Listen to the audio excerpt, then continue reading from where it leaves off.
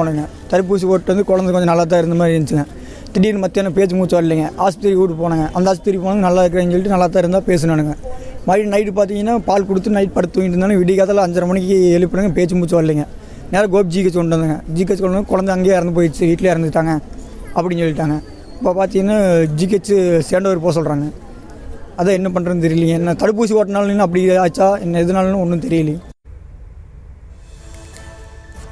கோபிச்செட்டிப்பாளையம் அருகே தடுப்பூசி செலுத்திய 10 மாத ஆண் குழந்தை உயிரிழப்பு என்ற தகவல் வெளியாகியிருக்கிறது. கீழ்வாணியை சேர்ந்த கார்த்திக் சரோஜினி தம்பதியின் ஆண் குழந்தை உயிரிழந்ததாக தெரிவிக்கப்பட்டிருக்கிறது. குற்றச்சாட்டும் முன்வைக்கப்படுகிறது. அவர்கள் அளித்த பேட்டியையும் பார்த்தோம்.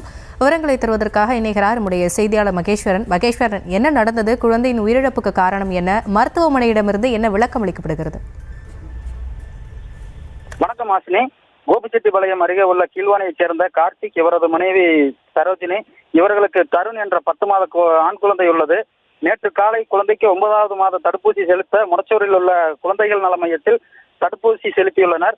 அப்போது மேலும் ஒரு தடுப்பூசி செலுத்த வேண்டும் என சுகாதார செவிலியர்கள் கூறியதால் சீதாலட்சுமிபுரம் பகுதியில் உள்ள 2வது தடுப்பூசி செலுத்தியுள்ளனர்.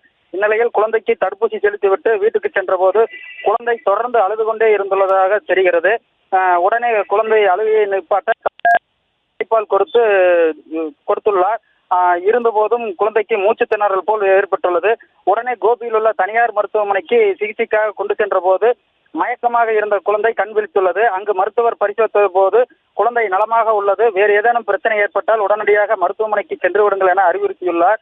இதனையடுத்து வீட்டுக்கு சென்ற குழந்தைக்கு பால் கொடுத்தும் குழந்தை விளையாடி கொண்டு இருந்தது. அப்போது இரவு தூங்கும் முன் குழந்தைக்கு தாய்ப்பால் கொடுத்துள்ளார். அப்போது தடுப்பூசியை செலுத்திய இடத்தில் தொட்டவுடன் குழந்தைக்கு வலி ஏற்பட்டு அழுகை ஏற்பட்டுள்ளது. இதனை அறிந்த தாய் சரோஜினி குழந்தைக்கு தடுப்பூசி செலுத்திய இடத்தில் எண்ணெய் வைத்து தூங்க வைத்துள்ளார்.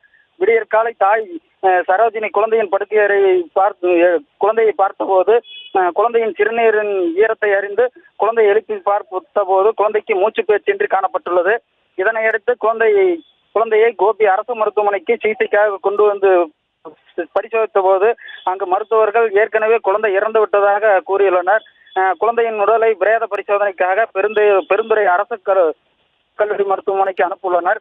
ஆரோக்கியமாக இருந்த 10 மாத குழந்தை நேற்று ஒரே நாளில் 2 தடுப்பூசி செலுத்தியுள்ளனர். இரவில் நன்றாக விளையாடி கொண்டிருந்த குழந்தை விடிய காலை மயங்கிய நிலையில் உயிரிழந்ததற்கு மூச்சு திணறல் காரணமா அல்லது தடுப்பூசி செலுத்தியது காரணமா என்பது குறித்து மருத்துவர்கள் தெளிவுபடுத்த வேண்டும் என பெற்றோர்கள் புகார் தெரிவித்துள்ளனர். மேலும் குழந்தைக்கு நேற்று தடுப்பூசி செலுத்தியதில் குழந்தையின் தடுப்பூசி அட்டையில் பதிவு செய்யவில்லை என்பதும் சந்தேகத்தை ஏற்படுத்துகிறது என குழந்தையின் பெற்றோர்கள் புகார் தெரிவித்துள்ளனர். இது குறித்து மருத்துவமனையின் தலைமை மருத்துவரிடம் கேட்டபோது தடுப்பூசி செலுத்தி 9வது மாத தடுப்பூசி செலுத்துவதால் இது போன்ற பிரச்சனை ஏற்படாது, வேறு ஏதேனும் காரணம் இருக்கும் என்று மருத்துவர்கள் பிரேத பரிசோதனையின் முடிவிலே தெரிய வரும் என தெரிவித்துள்ளனர். விவரங்களுக்கு நன்றி மகேஸ்வரன்.